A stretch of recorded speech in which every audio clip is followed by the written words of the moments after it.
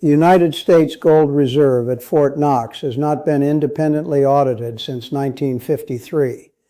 And in the last 18 months, the countries that used to trust America's word on that gold have been quietly, methodically, and without any press conference or announcement, replacing their dollar holdings with physical gold they can touch, that sits in their own vaults, that no American executive order can freeze overnight. I am going to give you a specific number in about 90 seconds that tells you exactly how fast this is happening and what it means for every dollar you own right now. Stay with me. Here is the number. 1,136 metric tons. That is how much gold the world's central banks bought in a single year. 1,136 tons. The highest sustained pace of central bank gold accumulation in more than 50 years. And here is what most financial commentators are not saying clearly enough about that number.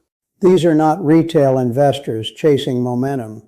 These are not hedge funds making a short-term bet. These are sovereign nations making 50-year strategic decisions about what to hold when they no longer want to hold dollars. And the question I want you to sit with before I show you what comes next is this. When the institutions that created and sustained the dollar system for 80 years start replacing it with gold at the fastest pace in half a century, what does that tell you about where the dollar system is heading? Let me go back to 1971 for a moment, not as a history lesson, as a mirror. In August of that year, I was a young man working as a clerk on the floor of the New York Stock Exchange. And I remember the morning Nixon went on television and said the words that changed everything. The United States will no longer redeem dollars for gold. I expected panic. I expected the market to collapse.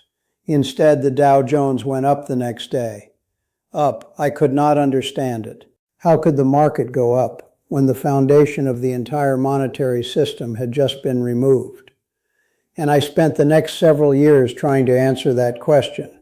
The answer I eventually found shaped everything I have done in finance since. Markets do not price in structural changes immediately.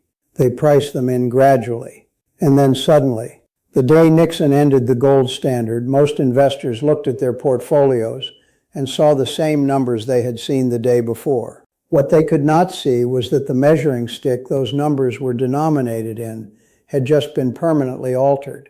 The people who understood that alteration in 1971 and positioned accordingly became wealthy over the following decade. The people who did not lost real purchasing power every year while their nominal account balances looked stable. What I am about to show you is the same alteration happening again right now. Here is what nobody wants America's gold actually means in plain language. For 80 years, the global financial system has run on one fundamental trust. The trust that the United States would manage its finances responsibly enough that holding dollars was equivalent to holding something real. That trust was built on the Bretton Woods Agreement, on the Marshall Plan, on American military and economic dominance, and ultimately on the implicit backing of American gold reserves. When countries held dollars, they were not just holding paper. They were holding a claim on American power, American productivity, and American financial integrity. That trust is now being systematically withdrawn, not all at once, not with a dramatic announcement, the way trust always ends, gradually, and then suddenly. China has been selling U.S. Treasury bonds for multiple consecutive quarters while simultaneously buying gold at the fastest pace in its modern economic history. Russia settled 90% of its trade in non-dollar currencies last year. The UAE left OPEC after 60 years and is publicly discussing oil settlement outside the dollar. Saudi Arabia is negotiating 20-year oil contracts with China, priced in renminbi. These are not small symbolic gestures. These are the foundational pillars of the petrodollar system actively walking away from it. And the question that keeps me up at night is not whether this is happening. It clearly is. The question is how far along we already are. Now I want to pause here and be honest about something, because I believe in speaking plainly, even when the plain truth is uncomfortable. I have been watching dollar reserve diversification trends for 30 years. The pace of what I am seeing right now is categorically different from anything in that period. In the 15 years between 2000 and 2015, central banks were net sellers of gold. They were confident in the dollar system, and they wanted the yield that dollar assets provided. Since 2022, they have flipped to the most aggressive net buying in recorded history. Something changed in February 2022. You know what it was.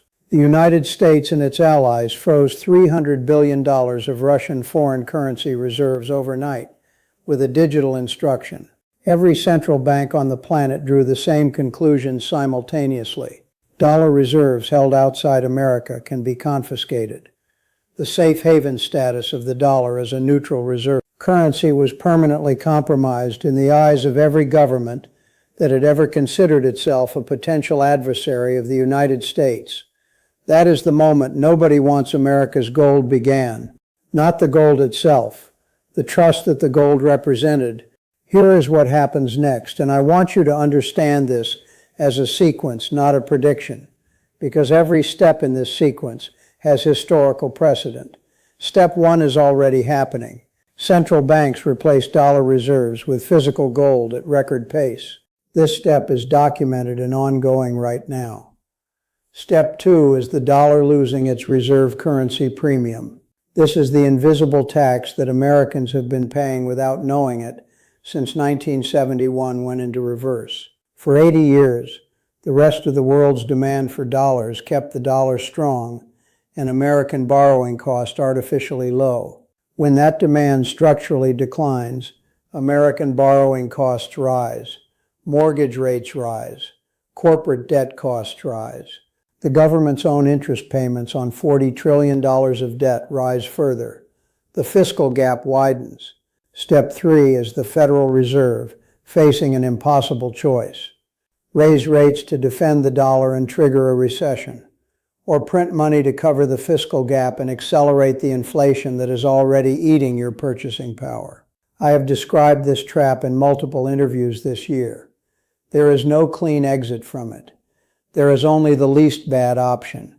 And the least bad option for a government that owes $40 trillion is always the same. Make every dollar worth less. Step 4 is the repricing of everything measured in dollars. Real assets that cannot be printed go up in dollar terms. Paper assets that depend on dollar stability get quietly destroyed in real terms. This is not speculation. This is the documented outcome of every reserve currency transition in the last 500 years. The British pound, the Dutch guilder, the Spanish real. Every single one followed the same arc.